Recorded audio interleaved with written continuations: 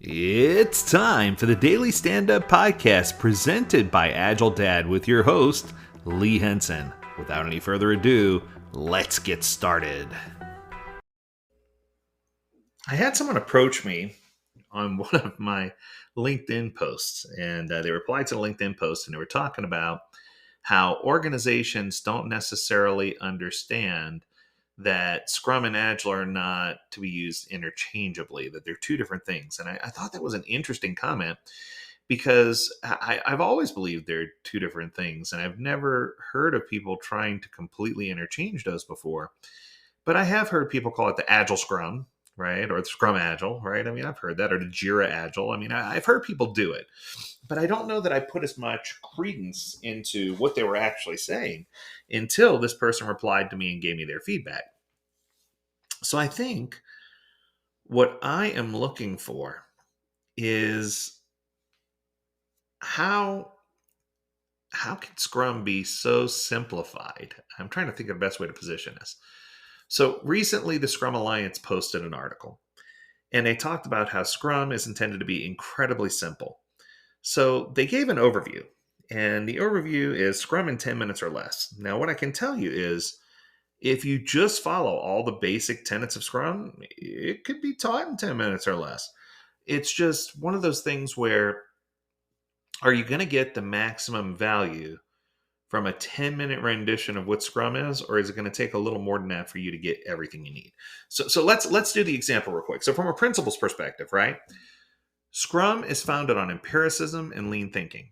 Scrum employs an iterative, incremental approach to optimize predictability and to control risk. Scrum engages groups of people who collectively have all the skills and expertise to do the work and share or acquire such skills as needed. Okay, this is making a lot of sense now, right? Now, from a team's perspective, if I start talking about the Scrum team, so let's talk about the roles, I guess, or I shouldn't say roles. I'm going to use the words the Scrum Alliance uses. Let's talk about accountabilities. So let's talk about the Scrum team. The Scrum team is composed of one Scrum Master, one Product Owner, and one team of developers who are cross-functional, self-managing, accountable, no hierarchies, no sub-teams, with a minimum size of 3 and a maximum size of 9. Okay, I'm going to pause there. In organizations, I have yet to find a dedicated Scrum Master and a dedicated Product Owner to one developer team. In most organizations, one Scrum Master spans up to 3 teams, and product owners are completely associated. They're more product managers where they're focused on managing the product and allowing the teams to swarm to a backlog to create high performing products and services. So for me, it's interesting that Scrum Alliance broke it out that way. But I guess there are some places in the world, maybe startup companies, where this actually does exist. I mean, if you feel differently, please let me know. The Scrum Master, their main action is to help everyone understand Scrum theory and practice. Their accountability is based on a Scrum team's effectiveness and performance.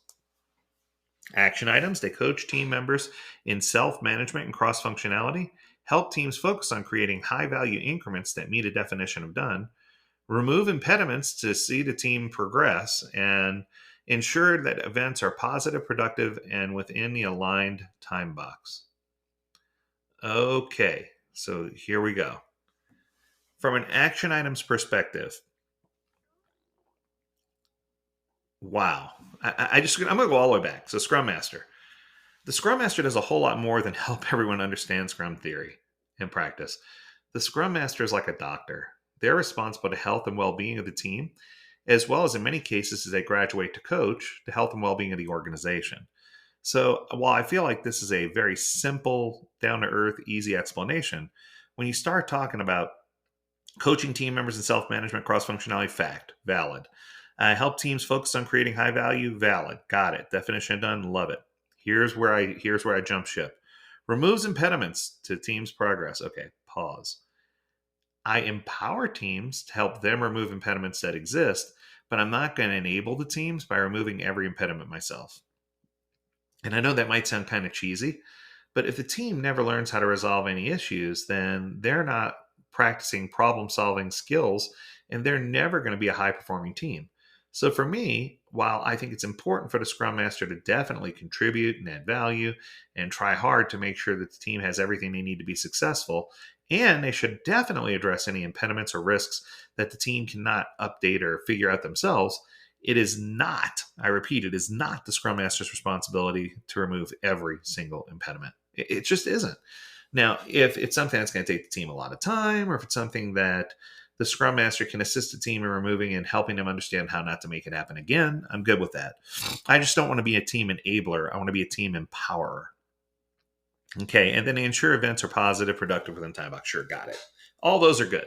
The product owner, main action, represent the needs of the stakeholders. Okay, I'll agree with that. As long as the stakeholders are indicative of the consumers, that makes sense. Accountability to maximize value to product or service. Love it. Actions, develop and communicate a product goal, create and communicate product backlog items, order the product backlog items in a rank order system, and ensure a product is transparent, visible, and understood. That might be the best explanation I've heard so far out of all of these. The product owner to me is the ultimate facilitator. They facilitate conversations with sponsors, with support, with customers, with consumers, with teams.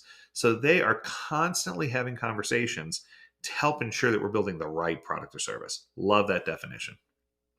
And then the developers.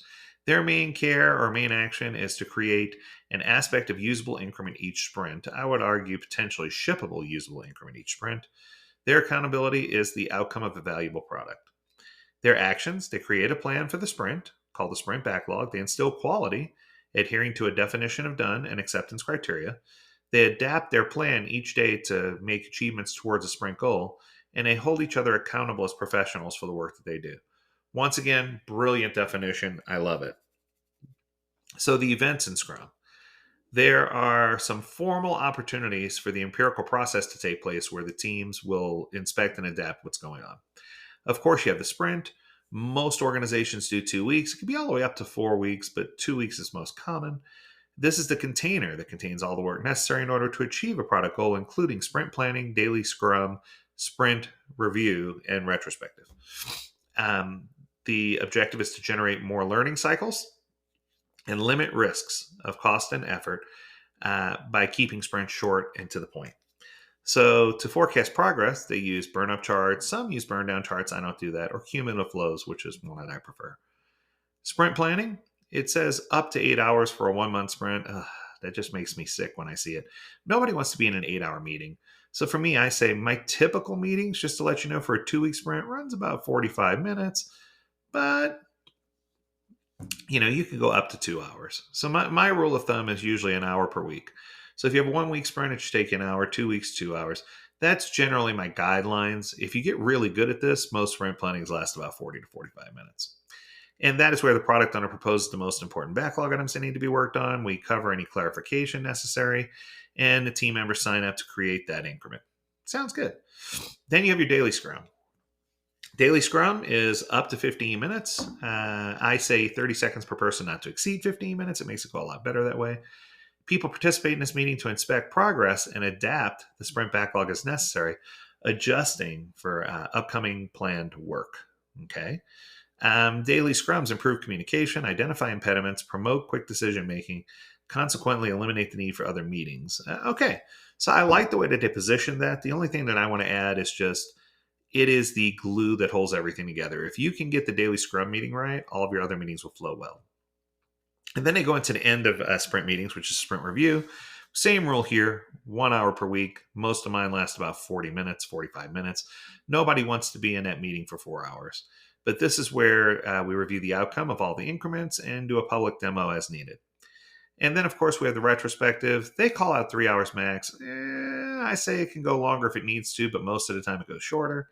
This is where the developers, the Scrum Master, and the product owner, yes, product owner, conclude the sprint, discuss what went well, etc. So this is where they're doing all the things that are most impactful. And then, of course, you have the Scrum artifacts, which include the product backlog, which is the ordered list of items that the team needs to build a product or service, a single source of work for the Scrum team. Each item is refined. Until smaller items get mature enough to select them into an ongoing sprint. And the product owner helps developers understand and select trade-offs. Okay, that makes sense.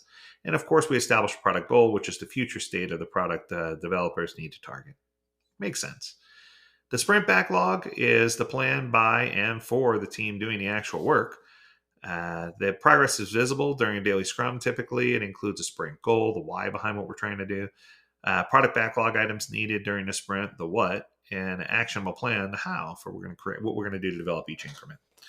The sprint goal should also be part of this. This is created during sprint planning. It's a single objective for the sprint for that team. So if work is turning different than expected, developers and product owners need to negotiate to modify the backlog without affecting the sprint goal. That makes sense. And then, of course, you have an increment, which is a product backlog item or set of items to meet a definition of done to become a product increment. The sprint is a sum of multiple increments. Increments are usable, additive to prior increments, and all increments functionally work together. That's kind of confusing, but I get what they're saying. They're just saying that we're building everything together towards one common increment. And then finally, definition of done. Formal description is fully shared inside the Scrum team. This is the state of the increment when it meets the quality measures required for the product. It enables transparency by sharing a common understanding of increment completion. The product backlog items should meet the definition of done or return back to the backlog if it's not meeting the definition of done. And developers are required to conform to that definition of done. That's what we call commitment. So even though this overview is good, it's strong, I just feel like there are a few places where it's loose. And I think anytime you define something that loose, you're going to wind up with opportunities for failure, opportunities for dislodging. So we need to make sure that we understand what this is all about, that we remain vigilant and focused, and that we do what we need to be successful. And I think that if you just treat Scrum like the small piece of the Agile framework that it is, it's going to help you to be ultimately successful and help us all to achieve our goals. That's going to do it. I hope that you enjoyed this episode. If you have a topic you want us to discuss, learn more at AgileDad.com. We would love to hear from you. As always, we encourage you to stay healthy, stay well, and stay agile, my friends. Until next time, do take care.